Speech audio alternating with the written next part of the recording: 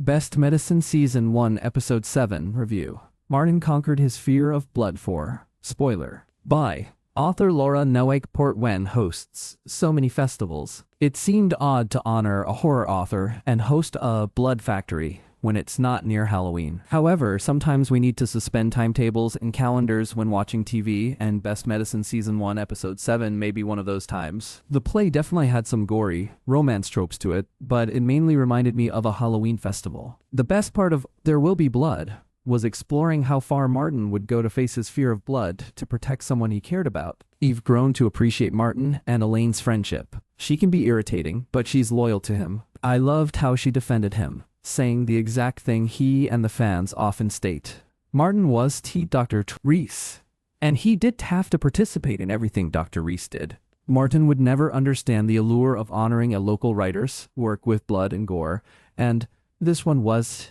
his style. Martin actually looked grateful that she thought to buy him groceries so that he could avoid these bloody events. Life never worked the way he wanted, though, and accidents began at the barn where they were rehearsing. Best Medicine Season 1 Episode 7 combined vampires, goth, and romance, and showcased Martin and Louisa's potential romance as they were the talk of the town. Even though Martin went to examine one of the teens initially, he was more concerned when Louisa fainted. She was as stubborn as a mule, insisting it was nothing, and only agreed to let him check her when all the teens stared at them, insisting they'd make out. It had to be awkward treating your crush, especially when Martin needed Louisa to undress to examine her rash, and they acted more like awkward teens than mature adults. I understood that she wanted all these firsts to be meaningful, and each scene was loaded with angst, but you could tell how much Martin cared about her. I could believe that this time, Louisa refused to let Martin shut down the production, even when he suspected a faulty HVAC was making at least half the cast ill. She's usually reasonable,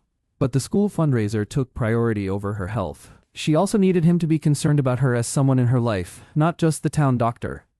The looks on people's faces when she fired him were priceless. These two ooze chemistry, even in fighting scenes. Living in a small town like Portwen made it difficult for Louisa to avoid Mark, and they still volunteered to play the bride and groom in the annual production of Blood Factory. While Louisa seemed positive about her decision at the beginning of Best Medicine, she wavers more when people harass her, like Sally. Louisa didn't need Sally's vile hatred or her overprotectiveness of Mark. She already knew what a wonderful man he was, but Sally's questions made her wonder if she'd meet someone else as good as him. Louisa is attracted to Martin, but they were careful around each other to avoid getting hurt. After being with Mark, who wore his heart on his sleeve, that's different for her. She longed for Martin to be concerned about her health because he cared about her, not just as his duty as a doctor. Instead, Louisa broke down with her ex when they realized they were wearing wedding attire, but it was tight real. I loved that they both realized the other wasn't feeling well, and that Louisa knew to call Martin. As much as I enjoy Louisa and Mark's friendship, I am relieved Louisa was not pregnant with his child. We don't need an extra complication to this triangle. I suspect Martin and Louisa are the rooting couple, so let's give them time to get it right. Martin learned how to practice what he preached. I adore him in scenes with Peter, as he's always kinder to him than anyone else. But after he saw how Peter was going to face his fears of these scary festivals, he knew he needed to be brave too. I love that Martin kept chanting to himself that blood was red paint and other ingredients as he kept going deeper into the bridal chamber. The new groom, standing in for Mark, was an idiot. He could even tell that Louisa did feel well and truly needed help.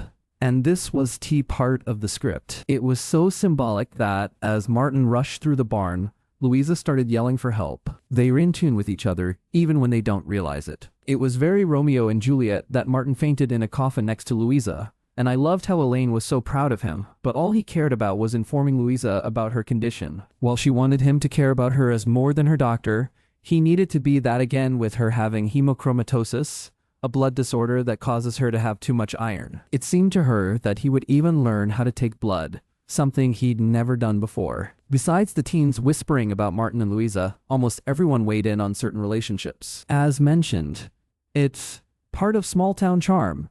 First, there was Aunt Sarah. Multiple people noticed that she was struggling to earn enough money to renew her lobster license and looked injured, so she drew attention when Eddie McCroy flirted with her. He's crass and rude, but he likes her, which was why she lowered her pride enough to request his help with lobstering, even offering him a % of the cut. It was so cute, though, When he offered to help her if she'd allow him to take her out, while she refused the date, she started to soften again, and I suspect we will see a date or another steamy kiss soon. You go, Aunt Sarah. Get some help and a man at the same time? Did we know how different Greg and George were? Greg was shameless and would do anything to get Port Wen and the salty breeze recognized, while George was a stickler for rules. I laughed at George's antics in front of the reporters, but no one cared. They only cared about meeting the author, and suddenly he arrived. My heart went out to Al. He reminds me of that dog, loving and so eager to please Elaine. He's willing to do odd jobs to prove his worth to her. Watching them act as the doomed couple in the blood factory was entertaining. They were sexy, all tied up, but I felt for Al again. He tried to create the perfect moment, and Elaine kissed him, but she still longs to leave town. Does Elaine not believe in romance because she sure seemed eager to push Martin and Louisa together, so much so that it made them awkward? They're a hot topic among everyone, and we hope they'll set sail soon. Over to you, Best Medicine fanatics. When do you think Martin and Louisa will get together? Is Elaine growing on you? Let us know in the comments. Enjoyed this review? Help us out. Drop a comment or share it. It's free, painless, and helps keep independent TV coverage alive. No account? Register here. Forgot password. Best Medicine Season 1 Episode 7 showed that Martin and Louisa had different expectations when she became ill. Our review.